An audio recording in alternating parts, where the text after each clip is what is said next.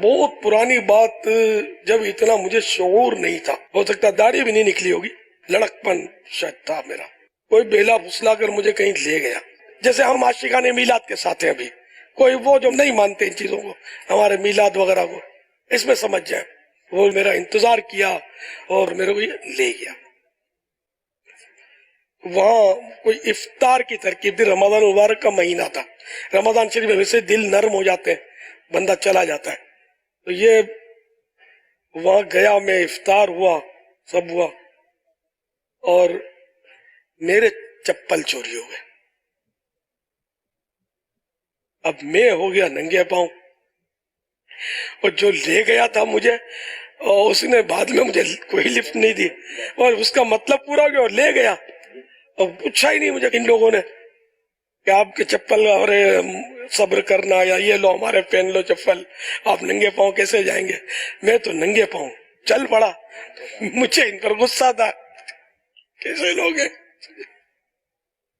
تو یوں میں الحمدللہ بچ گیا، ورنہ یہ کوئی اگر شفقت کے ساتھ مجھے چپل پہنا دیتے نا، تو آج آقا کی نالے پاک کا نقش شاید میرے امامے پر نہ ہوتا۔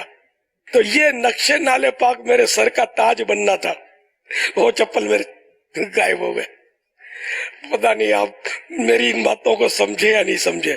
اس میں ہمیں درس یہ مل رہا ہے کہ جب ہم کسی کو اپنے اجتماع میں لائیں نا، جیسے آپ بھی لاتے ہوں گے، وہ یہ ہوتا ہے، وہاں وہ ہوتا ہے، سنتیں سیکھتے ہیں، فلاں ہوتا ہے، وہ اچھا آپ لے تو آئے اس کو بڑے، اس کو جوش دلا کر، پھر اگر آپ نے اس کو بعد میں کچھ توجہ نہیں دی نا، تو اس کا وہی حال ہو سکتا ہے جو میرا ہوا ہے۔ میں تو بہت اچھا رہا کہ انہوں نے مجھے نو لفٹ کیا، بہت اچھا رہا، یعنی مجھے اتنی اہمیت نہیں دی یار یہ ٹیچر ہے اپنے کس کام کا، تو انہوں نے مجھے توجہ نہیں دی، یا ہو سکتا ہے ان کو یوں سمجھے ہوں کہ رونگ نمبر، یار اس کو کہاں اٹھا کے لے آئے۔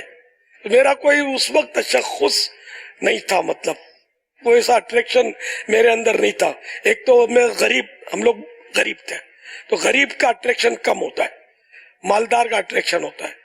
پھر کوئی بھی دنیاوی طور پر کوئی ایسا فن یا شہرت یا کچھ بھی نہیں تھا، تو یوں مطلب یہ کہ ان کو یوں ہوگا کہ اب یار یہ چلو آ گیا تو ٹھیک ہے، باقی اب اس میں کیا وقت ضائع کرنا تھا، کہ اچھا ہو مجھ پر اپنا وقت انہوں نے ضائع نہیں کیا۔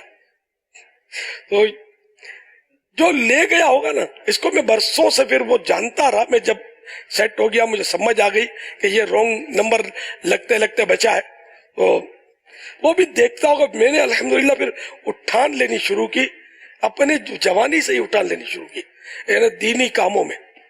دعوت اسلامی کا جب تصور بھی نہیں تھا، پھر بعد میں دعوت اسلامی بنی، اور اس وقت بھی وہ شخص غالباً زندہ تھا جو لے گیا تھا، وہ بعد میں اپنے وہ بھی دوسروں کو ٹریننگ دیتا ہوگا کہ دیکھو میں اس کو لے آیا تھا، آ گیا تھا یہ، یار میں نے توجہ نہیں دی، آج یہ ہمارے لیے درد سر بن گیا، ایک کہاں کا کہاں، مطلب یہ نکل گیا، اس کو میں سنبھال لیتا تو پتہ نہیں کیا ہو جاتا۔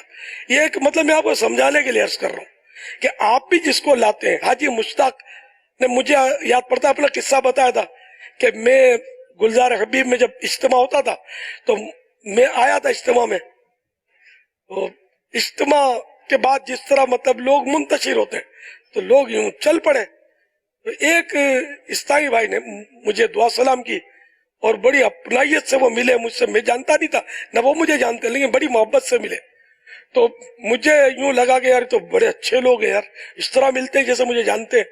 تو میرے دل ہی دل میں کہا کہ اب یار یہاں دوبارہ بھی آنا چاہیے، تو یوں میں دوبارہ بھی آیا، اور یوں آتے آتے یہ حاجی مشتاق، آج ان کا نام روشن ہے، مزار بنا ہوا ہے۔ تو وہ خوش نصیب اسلامی بھائی کون تھے مجھے نہیں پتا، جنہوں نے حاجی مشتاق سے ملاقات کی اور ان کو انفرادی کوشش کی اور ان کو جمایا۔ تو یہ ہے، تو آپ لوگ بھی لے آئے نا، لے آئے تو پھر اس کو پہنچائے بھی، لے آ کر لٹکا نہیں دے۔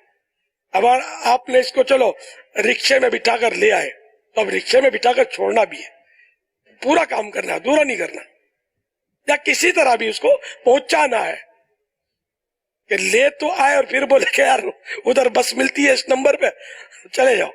اب وہ بیچارہ چلا تو جائے گا لیکن وہ متاثر کم ہوگا آپ سے، ہو سکتا ہے ٹوٹ جائے، سستی کر جائے، تو لائیں لے جائیں، پورا کمپنی دے، ایک پر انفرادی کوشش کریں، پوری کریں. ہمارا انفرادی کوشش کرتے ہیں اپنے دوست پر، بس ایک کو چھٹی کر لیتے ہیں کہ بس یہ ہے بس. اب وہ دونوں کے وہ جوڑی یا جوڑا جو بھی ہے وہ چلتا رہتا ہے. کوئی 2 ہوتے ہیں، کوئی 3، تو مثلث ان کا ہوتا ہے، کوئی 4 ہوتا ہے مربع. یہ آئین آئے گا آخر میں. تو یہ آپس میں ہی لگے ہوتے ہیں.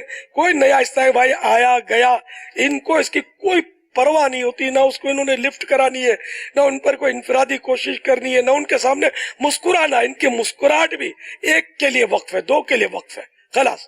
نئے حصہ بھائی کو جب نہیں پوچھتے نا تو یہاں پتہ نہیں کتنے آتے ہوں گے اور کتنے چلے جاتے ہوں گے، وہ خدا نہ خواستہ گمراہی کے غار میں جا پڑتے ہوں گے کہ یہاں آ کر تھوڑا بہت تو دین کا جذبہ پیدا ہوگا، لیکن بعد میں کوئی اور ہاتھ رکھ دے گا تو خدا نہ خواستہ یہ ادھر ادھر ہو جائے گا. اللہ کرے دل میں اتر جائے میری بات.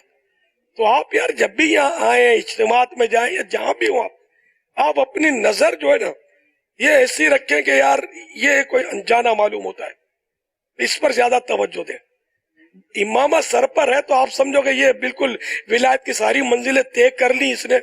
ایسا نہیں ہوتا. امامہ دکان پہ ملتا ہے، بیچارے جوش میں آ کے سجا لیتے ہیں، بالکل کورے کورے ہوتے ہیں، معلومات کچھ بھی نہیں ہوتی، نئے نئے ہوتے ہیں. تھوڑا بہت ٹائم ہو بھی گیا ہے کیونکہ آنا جانا ہوتا ہے، کبھی آتے ہیں کبھی جاتے ہیں. ان پر سب پر توجہ دیا کریں. جو ایکٹیو ہوتے ہیں نا وہ جو میں کہہ رہا ہوں نا وہ کرتے ہیں. ہم لوگوں کو پتا نا، میں شروع میں نے ایک پر کوششیں کی ہے اللہ کی رحمت سے. ایک کو لے کر بیٹھتا تھا اور ان پر میں انفرادی کوشش کرتا تھا.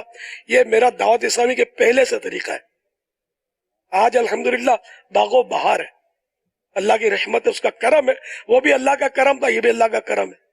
تو آپ اس طرح کریں گے. میں صحیح بولتا ہوں، میرے اندر کوئی اٹریکشن، کوئی کشش، نہ باتوں کا ڈھنگ، نہ بولنے کا سلیقہ، کچھ بھی نہیں ہوتا تھا.